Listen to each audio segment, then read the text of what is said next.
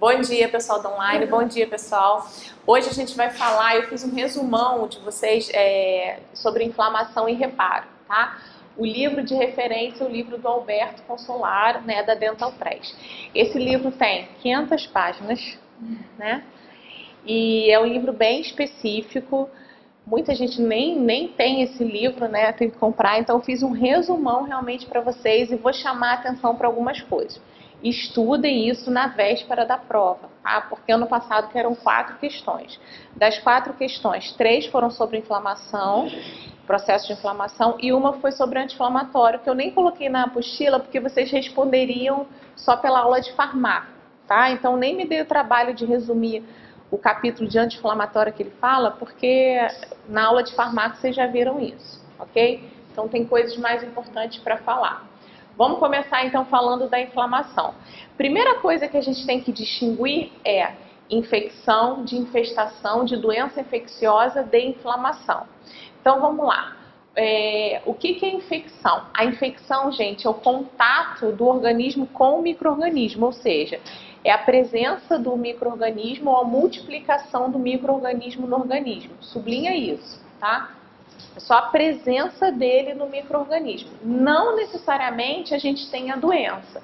Qual é o exemplo disso? E quais são os micro-organismos, né? Bactérias, vírus e fungos. Então, sublinha isso, ó. Infecção, contato do organismo com o micro-organismo, ok? Quais são eles? Bactérias, vírus e fungos. Não necessariamente a gente tem a presença da doença. Um exemplo clássico é o vírus da herpes, né? É a herpes, né? Que é uma doença causada pelo vírus da herpes. Muitas pessoas têm o vírus, mas nem todas desenvolvem a doença, tá? Então é um exemplo clássico de infecção. Infestação é o contato do micro-organismo, mas agora o micro-organismo é um parasita. E a doença infecciosa? A doença infecciosa, sim, são sinais e sintomas clínicos da doença. Ou seja, o indivíduo ele tem o micro-organismo e esse micro-organismo se multiplica, prolifera, gerando os sinais e sintomas. Por exemplo, a doença cárie, tá? Onde a gente tem o micro-organismo e tem a presença dos sinais e sintomas. A doença infecciosa, ela é subdividida. Ela pode ser chamada de doença infecciosa inflamatória, tá? A gente vai ver, já podem chamar a atenção aí. Para ser considerado, para ter inflamação, tem que haver a presença de tecido conjuntivo. Por quê? Eu tenho que ter a presença de vasos para a chegada de células de defesa. Então, quando eu falo doença infecciosa inflamatória, significa que o tecido, ele tem que ter, o tecido acometido tem que ter tecido conjuntivo. Então, por exemplo, a pulpite, a periodontite, né? Porque a polpa, os tecidos ao redor do dente, eles têm tecido conjuntivo. Eu não posso, por exemplo, falar que a cárie dentária é uma doença inflamatória. Por quê? O esmalte e a dentina, eles não apresentam tecido conjuntivo. E a doença infecciosa, ela pode ser classificada como neoplásica também, quando ela é acometida por vírus. A inflamação, sublinha, gente, a inflamação é um mecanismo de defesa do organismo, tá? Contra os agentes agressores. Esses agentes agressores, eles podem ser agentes físicos, químicos e biológicos. E aí, o nosso sistema, né, o nosso organismo, ele tem um mecanismo de defesa, né? Então, as células de defesa, elas vão chegar nessa região para combater essa inflamação, que a gente vai ver todo esse processo. Ocorre independente da natureza ou do tipo de agressor. Sublinha, se caracteriza por ser inespecífica. Então, a inflamação, ela é inespecífica, ok? Quando essa inflamação, ela não estimula, quando a resposta do hospedeiro, quando o nosso organismo ele não consegue combater esse micro-organismo, o nosso sistema imunológico é ativado. E aí sim a gente tem uma resposta específica, ok?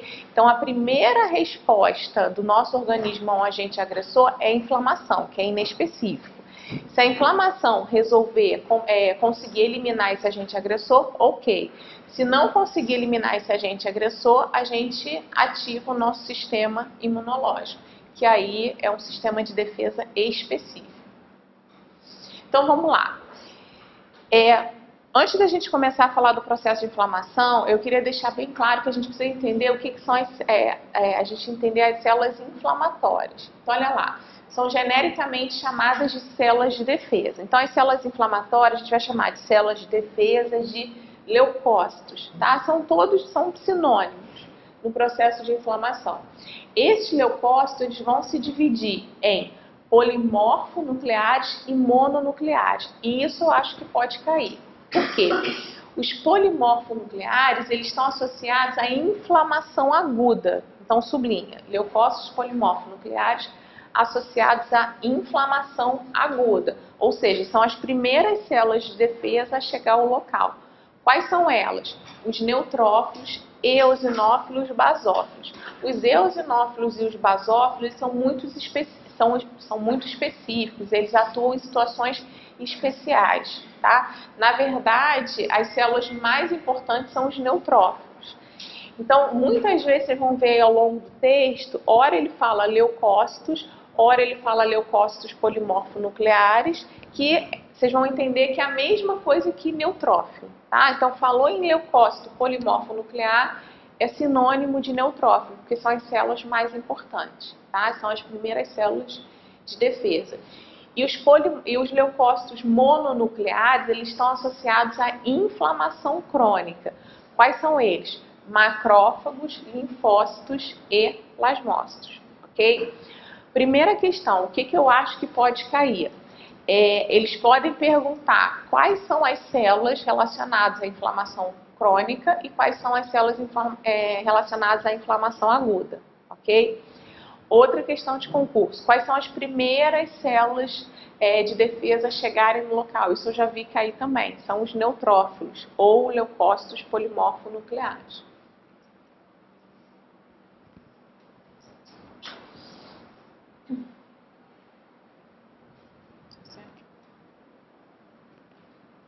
Bom, vamos falar agora do estresse celular e do processo de inflamação.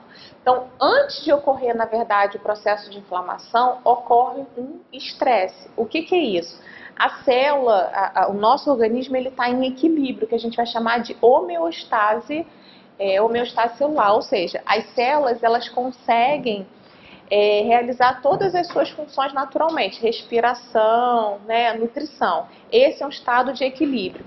Quando a gente altera esse equilíbrio, essa célula vai entrar no estresse e isso vai desencadear o processo inflamatório.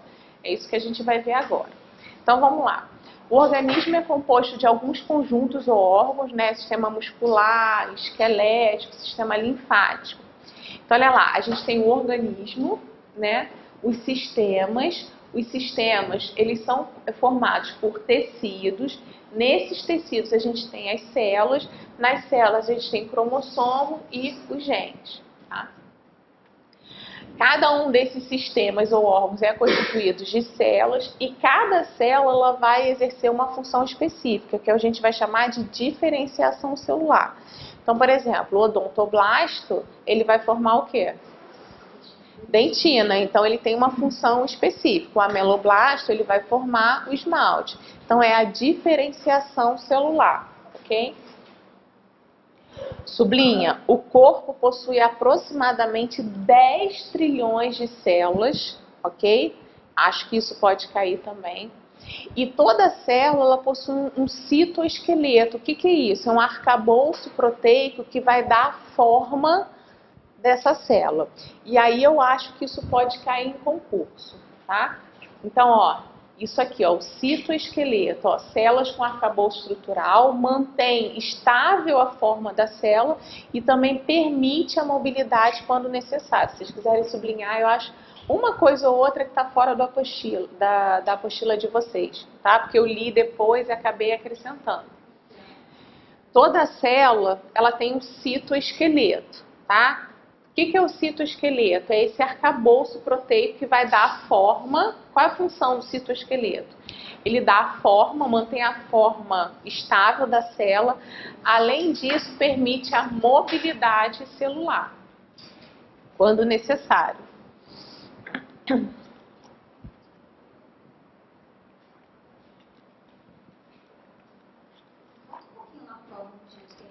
Volto. Pode copiar. O pessoal do online pode copiar isso aí, tá? Na verdade, tem da forma, né? Só acrescentar que permite a mobilidade também. Se vocês quiserem fotografar, não tem problema também não. Tá? Obrigada. E aí eu acho que pode cair isso aqui, porque no início do livro tem uma foto enorme falando do citoesqueleto das células, tá? Então, olha lá, as proteínas estruturais do citoesqueleto, elas podem ser classificadas em microtúbulos, microfilamentos ou filamentos intermediários. Já vou mostrar a foto para vocês. Isso é uma decoreba, por isso que eu acho que pode cair, tá? Então, microtúbulos, deixa eu ver aqui, ó. Microtúbulos, ó, dá para ver pela foto, parecem túbulos mesmo, tá? Apresenta 30 nanômetros, um exemplo é a tubulina. O filamento intermediário apresenta 10 nanômetros e um exemplo é citoqueratina. E os microfilamentos, 7 nanômetros e a quitina. Como é que eu acho que eles podem cobrar isso? A quitina é uma proteína que forma o citoesqueleto da célula. Ela é classificada como microtúbulo, microfilamento ou filamento intermediário. Outra questão, eles podem perguntar o tamanho, tá, desse microfilamento. E uma outra coisa que eu acho que pode cair também é isso aqui, ó, sublinha. A quitina, ela também é conhecida como fibra do estresse, tá? Sublinha isso.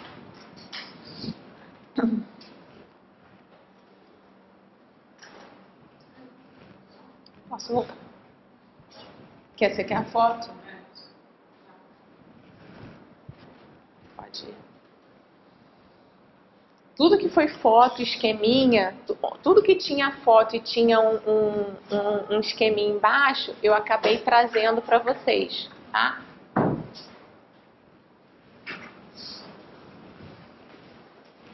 Bom, então a gente já viu a célula, a gente viu o componente proteico, né, da forma da célula, que é o citoesqueleto.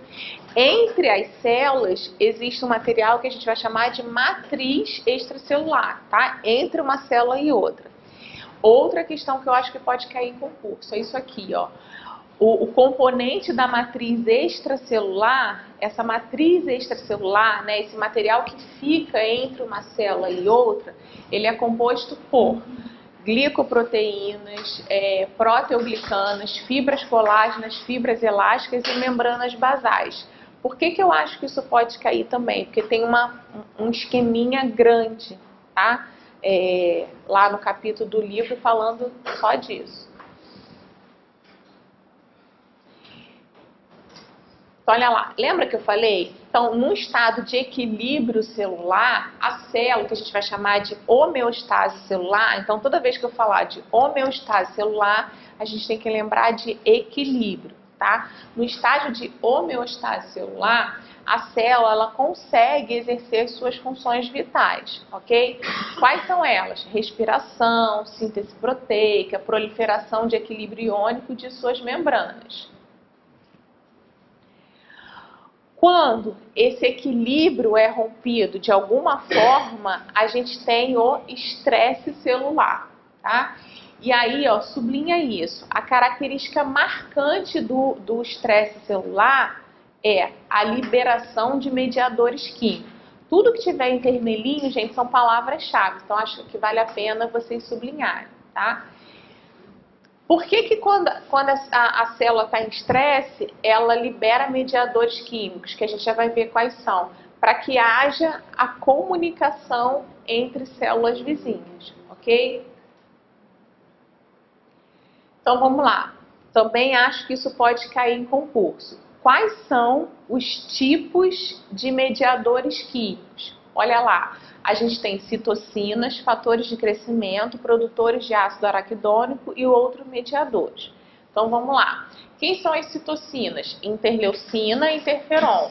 Interleucina 1 ou interleucina 8.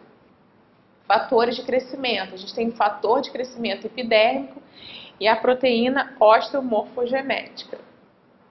Os produtores de ácido araquidônico, né, que são as prostaglandinas e leucotrienos, e a gente ainda tem outros mediadores, né? Qual o outro mediador mais importante, que foi questão do exército do ano passado? É o óxido nítrico.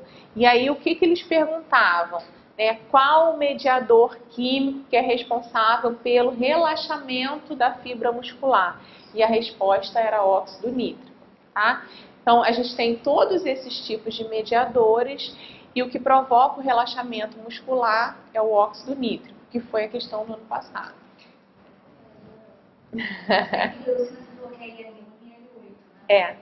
Tem várias, né? Mas relacionadas ao processo inflamatório interleucina 1 e interleucina 8. Isso aqui está um pouquinho abaixo, tá? Se vocês olharem, está até na outra folha. Por que eu adiantei? O que acontece? Lembra, quando a célula ela sai da situação de equilíbrio, ela está no estresse celular, ela começa a liberar mediadores. Esses mediadores químicos a gente já viu quais são. E dependendo da onde, para quem ela vai liberar esse mediador químico, pode haver uma classificação também. Então, olha lá. Quando a liberação de mediador químico para uma célula vizinha igual a ela, semelhante, a gente vai dizer que é uma comunicação celular autócrina. Eu acho que isso pode cair também, tá? Porque tem um quadrinho, tem um desenho enorme lá da célula com as setinhas, né? Autócrina, parócrina, hormonal e intácrina, tá? Então acho que isso pode cair também. Cuidado para não confundir. A autócrina não é auto para si própria, não é intracelular, tá? Cuidado para não confundir. A autócrina é quando ela libera o mediador para uma célula igual a ela. Quando ela libera o mediador para uma célula que é diferente dela, a gente vai chamar de parácrina, tá? Uma comunicação celular parácrina. Quando essa liberação de mediador químico é para um local distante, a gente vai dizer que é uma comunicação via sanguínea ou linfática, a gente vai dizer que é uma comunicação hormonal ou endócrina, tá? Lembra de hormônio que é liberado à distância. E quando ela libera o mediador químico dentro da própria célula, ou seja, intracelular, é intácrina, tá? Então aqui eu decorei assim, ó, intácrina, tá? Intácrina, intra dentro dela mesma, ok? Também acho que isso pode cair, tudo bem? E qual tipo de estresse celular que essa célula ela pode sofrer? Volta um pouquinho, tá na página anterior. Essa célula ela pode sofrer basicamente dois tipos de estresse. Primeiro, um estresse celular mecânico, ou seja, uma compressão mecânica, tá? Quando que isso pode acontecer? Um exemplo, né? Quando eu tenho um aparelho ortodôntico pressionando, quando eu tenho a pressão de um cimento cirúrgico, quando eu tenho algum material protetor na polpa, tá? Então é um estresse celular por compressão, é um estresse celular mecânico. Clinicamente, o que essa célula vai fazer? Tá havendo um estresse, tá havendo uma agressão, né? Nessa célula, ela vai liberar mediadores químicos para tentar reverter essa situação. Olha lá, restituir a normalidade ou ainda promover uma adaptação celular, que a gente vai ver mais na frente, tá? Tem casos que a gente regride a agressão, tem casos que a célula se adapta à nova situação, por exemplo, uma atrofia, né, uma hipertrofia, a gente vai ver. E tem casos ainda de cronificar essa inflamação aguda. Tá? Então, toda vez que eu tenho estresse mecânico, essa célula tenta eliminar esse estresse, essa agressão e se adaptar, a restituir a normalidade ou se adaptar a essa nova situação. E um outro tipo de estresse que a gente vai chamar de estresse funcional é quando eu diminuo a quantidade de oxigênio, tá? E aí essa célula, quando que a gente ocorre isso? Também na movimentação ortodôntica, tá? Um exemplo, a movimentação ortodôntica, quando você comprime, né, tá movimentando o aparelho, você comprime, você diminui a oxigenação. E a célula vai tentar se adaptar a isso. De que forma? Começa a ocorrer um influxo de cálcio lá dentro da sala, e aí o livro explica todo o mecanismo, para que a própria célula comece a restabelecer a oxigenação local. Então, a própria célula, ela tenta voltar à situação normal, ok? Como é que eu acho que isso pode cair se cair? Quais são os tipos de estresse? Eu tenho o estresse mecânico e o estresse funcional. O estresse mecânico é por compressão, tá? E o estresse funcional é pela falta de oxigênio. Em ambas as situações, a célula vai tentar eliminar a agressão e vai tentar se adaptar à nova situação, ok? Bom, então vamos lá. A evolução do estresse celular. Então, novamente, ó, quando eu tenho uma situação de equilíbrio, né? Ou seja, a célula precisa estar em equilíbrio, em homeostase celular, para exercer as suas funções básicas, né? De respiração, síntese proteica. Quando esse equilíbrio é quebrado, a gente tem um estresse celular. E aí eu já até adiantei isso para vocês. Esse estresse celular, ele pode evoluir para essas três situações aqui. Retornar à homeostasia, é o que a célula quer, tá? Ela quer eliminar esse agente agressor, né? E voltar ao que era antes. Ou pode se adaptar, né? Realizar uma adaptação celular, conviver de forma harmônica com aquela nova situação. Ou ainda, a gente pode ter uma lesão celular. Então vamos lá, vamos ver cada uma delas. O retorno à homeostasia. Sublinha a grande maioria, tá? Então a grande maioria retorna à situação de equilíbrio. A célula retorna à sua homeostasia quando o estímulo ou a agressão tiver sido eliminado ou compensado. Então a grande maioria vai retornar ao equilíbrio desde que o agente agressor seja eliminado ou compensado, ok? Quando ele não é eliminado ou compensado, a gente entra na forma crônica, que a gente vai ver mais na frente. A adaptação celular. O estímulo ele não é eliminado, né, ou compensado, e aí a célula, o próprio nome diz, ela passa a se adaptar àquela nova situação, né? Quais são os exemplos? Atrofia, hipertrofia, hiperplasia, metaplasia, displasia ou neoplasia. Essa é a forma crônica? Não. Não. Essa aqui ela ainda está se adaptando. Na lesão celular. O que é a lesão celular? A gente vai ver da forma crônica no processo inflamatório propriamente dito. A célula não consegue se adaptar, né, ou eliminar o estímulo. Aí o que acontece? Eu não falei para vocês que ela precisa estar em equilíbrio para realizar as funções básicas dela? Se ela está em estresse celular, ela não consegue realizar o mínimo necessário das suas funções básicas. Então, começa a acumular produtos dentro da própria célula, tá? Então, ela não consegue fazer uma síntese proteica direito e aí começa a acumular aquele produto dentro da célula. Então, olha lá, acúmulos intracelulares de produtos que deveriam ser metabolizados começam a ser observados e aí dando lugar. E aí sim eu posso ter uma lesão reversível, que é a degeneração, que a gente vai ver mais na frente, né, qual a diferença de reparação e regeneração, ou uma lesão irreversível, que é a necrose, ok?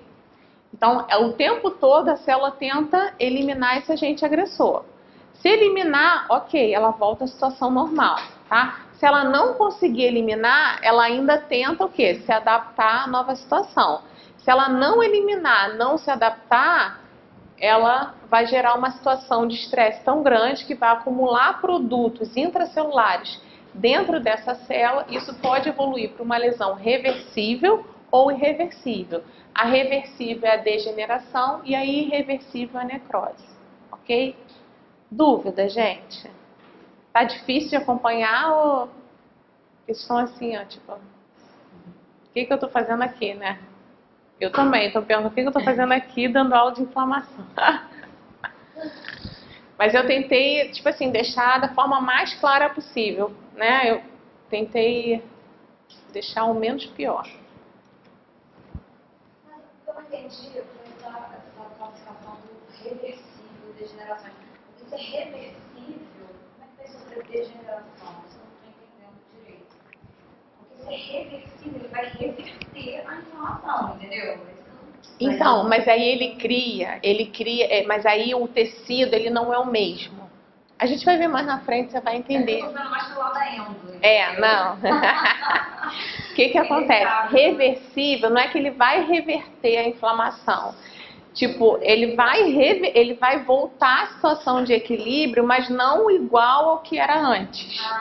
Entendeu? Reversível, ele vai voltar à situação, mas ele não vai voltar ao que era antes, ao tecido que era antes. Exatamente, é mais ou menos isso. Você vai entender quando a gente vai falar de reparo e regeneração. Já entendi. Entendeu? Entendi. Então, olha lá, ó, é exatamente, eu trouxe todas as fotos do livro, tá? Por isso que eu acho que isso pode cair. Então, olha lá, você tem o estresse celular, tá? E aí você tem 3 caminhos. Esse estresse celular, essa agressão, a célula consegue eliminar o agente agressor ou compensar e ela volta à situação normal, tanto que o 1 está aqui, ok? Quando você tem um estresse celular e esse agente agressor ele não consegue ser eliminado, mesmo assim a célula ainda tenta se adaptar a essa nova situação, que seria isso aqui, ó, agressão e adaptação, que é atrofia, hipertrofia, tá? Por isso que eu acho que isso aqui, ó, pode cair, tá? E ainda tem a terceira situação, né? Quando a célula não consegue eliminar o agente agressor, ela não consegue se adaptar e aí ela tem um acúmulo, né, de substâncias intracelulares, porque ela não está dando conta de exercer as funções básicas dela. E aí pode evoluir para uma lesão reversível, né, que é a degeneração, ou uma lesão irreversível, que é a necrose. E aí a gente vai desencadear o processo inflamatório, ok? E aí a gente vai estudar o processo inflamatório, tá? Como que esse processo inflamatório ocorre.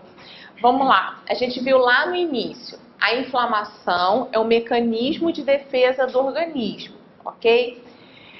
Para que, se é um mecanismo de defesa, eu preciso que as células de defesa cheguem até o local para combater essa inflamação. Logo, né, esses tecidos, eles têm que ser vascularizados, ok? Então, quando a gente fala de inflamação, a gente está falando de um sistema vascularizado. Eu não posso falar em inflamação do esmalte dentário, porque o esmalte não é vascularizado, ok? Então, qual é o objetivo da inflamação? Sublinha, o objetivo da inflamação é destruir ou eliminar o agente agressor e restabelecer aquela área lesada. Esse é o objetivo da inflamação. Eu vou remover o agente agressor e eu vou restabelecer o que era antes. Às vezes, eu restabeleço como era, né? Como era exatamente. Ou às vezes não, eu restabeleço a situação de equilíbrio, mas com tecido adaptado, que a gente vai ver. Isso aqui eu queria que vocês fotografassem ou copiassem, tá? Não tá na apostila, mas tá até uma parte, a primeira frase tá. Mas como eu achei bem depois, eu resolvi copiar. Então vamos lá. O início da inflamação depende da presença de mastócitos, tá? Só essa frase que tá. Por que tá essa frase? Eu tava assim, ó, isso foi questão da prova do exército também. O início da inflamação depende dos mastócitos. Só que aí ele não explicava no mesmo capítulo. Eu falei, gente, mas por que depende dos mastócitos? Aí depois eu estudando outros capítulos, eu achei a resposta. Aí eu trouxe pra cá, tá? Por isso que não tá junto. O que acontece? Toda vez que você tem estímulos, que você tem uma agressão, né, um agente agressor, quem é esse agente agressor? Proteínas livres, e proteínas livres são os micro-organismos, né? estímulos mecânicos, elétricos, eles vão atuar primeiro em mastócitos, tá? Outra questão de concurso, pode sublinhar. O que são mastócitos? Que caiu na prova do Exército. São células teciduais fixas que carregam grânulos, né, na sua composição e estão presentes em maior quantidade na pele, pulmão e trato gastrointestinal. Por que está presente na pele, pulmão e trato gastrointestinal? Porque a órea... porque são as áreas onde a gente tem uma maior...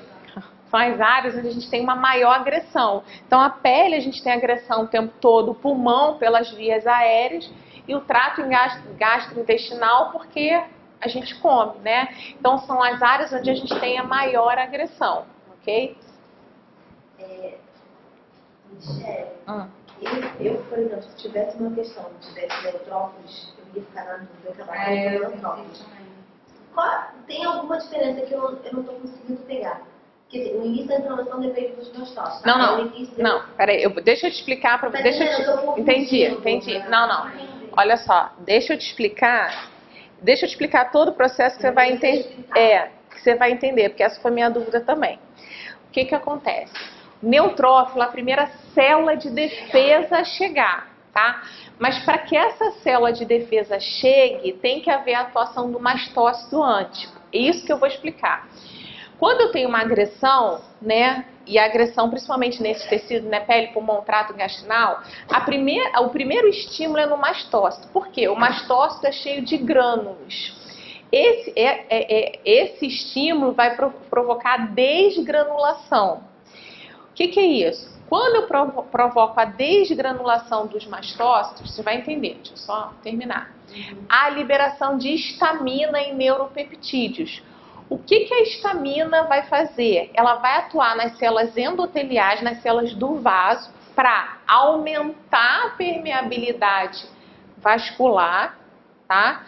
Reduzir o fluxo e aí eu consigo chegar com as células de defesa. Quais são as primeiras células de defesa? São os neutrófilos polimorfos nucleares. Entendeu?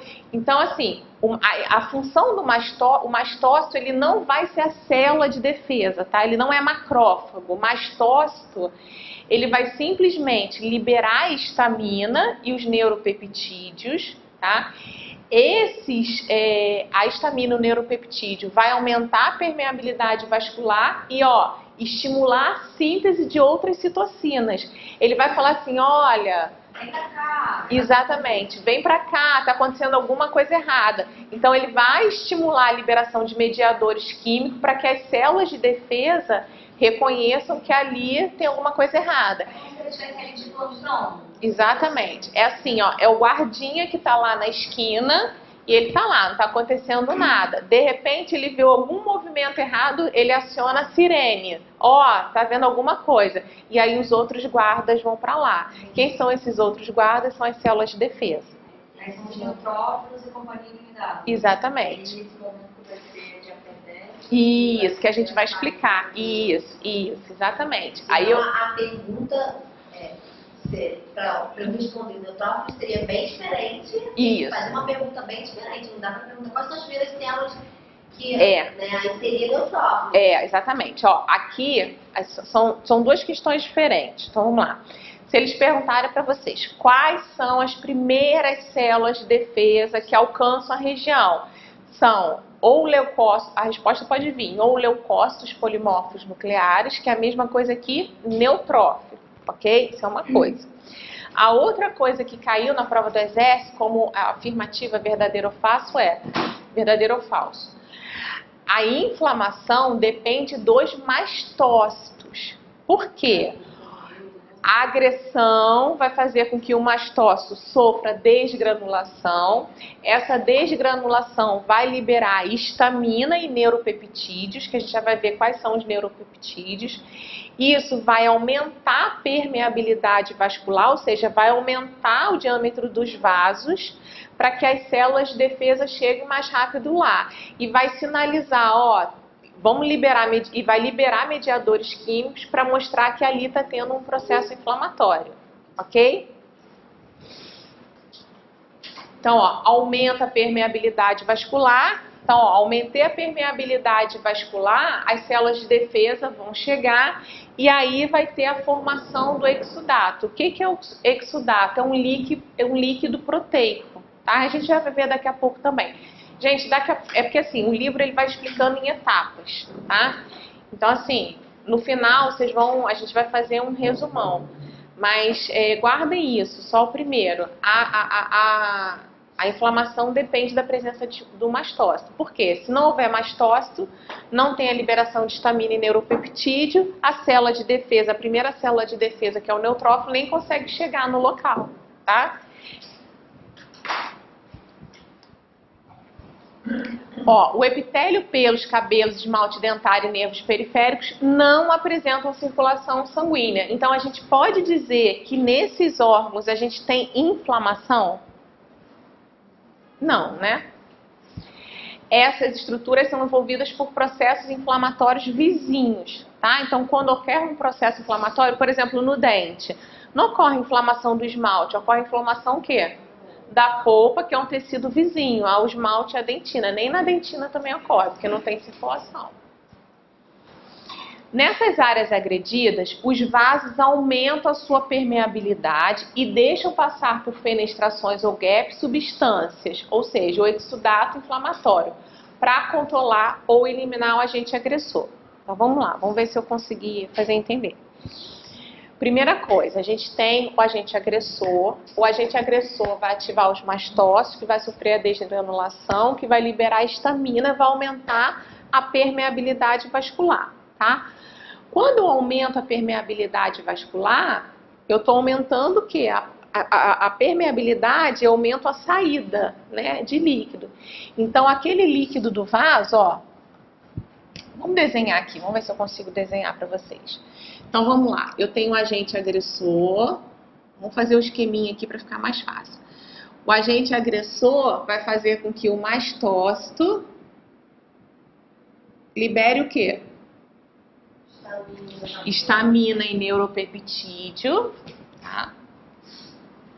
Histamina e neuropeptídeos. Isso vai promover o que nos vasos sanguíneos? Isso vai nos vasos sanguíneos, que ele fala de... exatamente, nos vasos sanguíneos.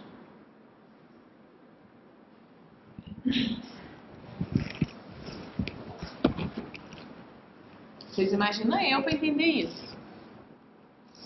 Isso vai provocar nos vasos sanguíneos o aumento da permeabilidade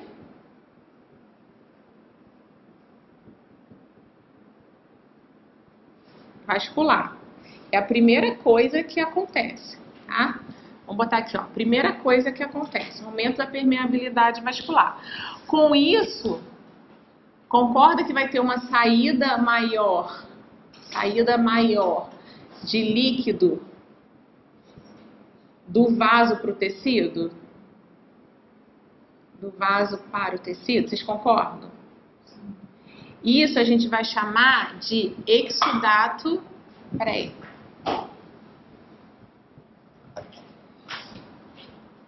Saída maior de líquido do vaso para o tecido. Isso a gente vai chamar de exudato inflamatório. Exudato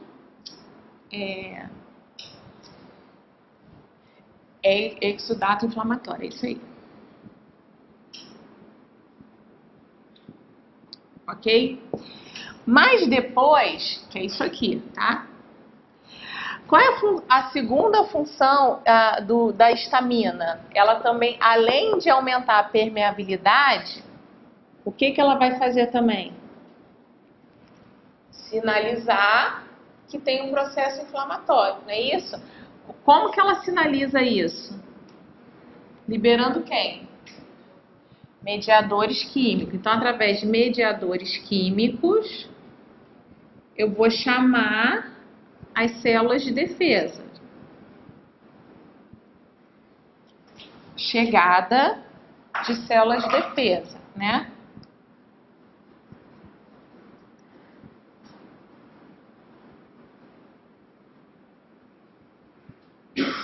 Células de defesa. As primeiras células, né, são os neutrófilos. Essas células de defesa, elas também vão passar pelo vaso, né? Então, primeiro passa o líquido, só o líquido, porque tá tendo mais passagem para ele sair. A gente vai chamar de exudato inflamatório. As células são os neutrófilos. Isso, são os neutrófilos, tá? São as primeiras células.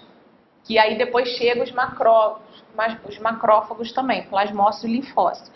Quando as células de defesa também passam pelo vaso, esse exudato ele passa a ser chamado de infiltrado inflamatório.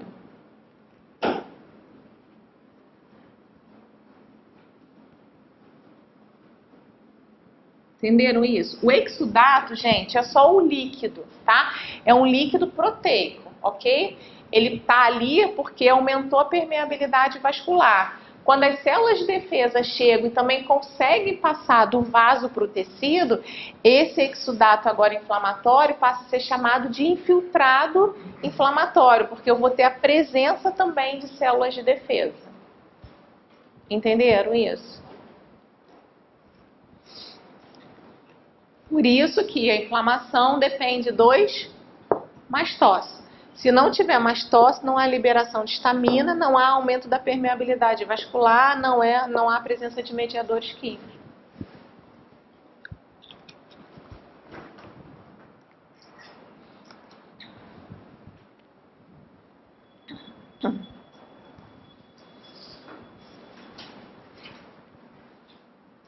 Então, olha lá, na primeira hora, os dois principais mediadores da permeabilidade vascular são histamina e neuropeptídeos.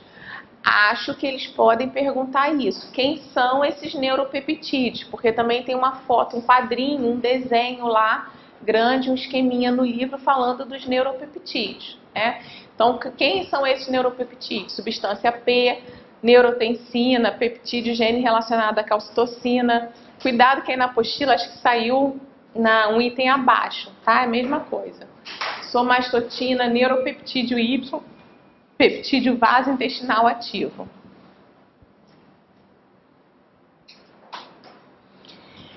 Então, olha lá, eu tenho uma circulação normal, né? No tecido normal, eu tenho a passagem de líquido para o tecido normalmente. Quando eu tenho tecido inflamado, sublinha, essa passagem é 5 a 6 vezes maior. Por isso que a gente tem a formação do exudato inflamatório. Por isso que ele fala, ó, no primeiro momento temos exudato inflamatório. O que é o exudato? É um líquido com alto teor proteico. Após 90 minutos, sublinha, que as células também vão atravessar o vaso. Então, eu tenho primeiro a passagem do exudato inflamatório, 90 minutos depois que os mediadores vão ativar as células de defesa, essas células de defesa vão chegar e vão passar também para os tecidos, que a gente vai chamar de infiltrado inflamatório. Agora você tem um líquido, né, com uma grande quantidade de proteína, mas também composto por células de defesa, que a gente vai chamar de infiltrado inflamatório. Na grande maioria dos casos, a eliminação do agressor, conhecida como fase aguda, promove a cura do processo com a reparação ou regeneração. A gente já vai ver qual é a diferença. A persistência do agente agressor estabelece a fase crônica. Lembra que eu falei? Então, a fase aguda é a chegada do agressor, né? Que aí tem todo o processo inflamatório. Ou aquilo é eliminado, ou quando não é eliminado, evolui para a fase crônica. Dúvidas?